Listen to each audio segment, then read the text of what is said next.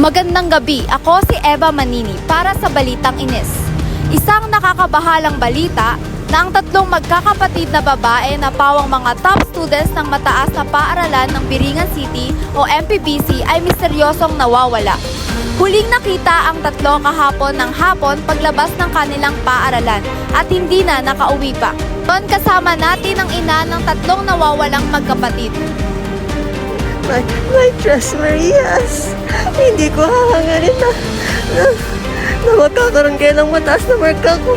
Kung ganito lamang kapalit. Araw-gabi ko kayong hinahanap. Bumalik na kayo sa akin. Makikita naman ngayon ang labis sa pag-aalala at pagdadalamhati ng kanilang ina na hindi mapakali sa sinapit ng mga anak. Kilalang mababait at matatalino ang magkakapatid kaya laking gulat ng buong komunidad sa nangyari.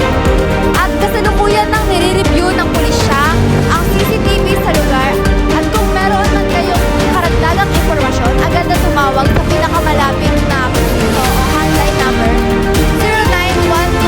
0912345678. Muli, ako po si Eva Manini para sa Balitang Ines. Magandang gabi.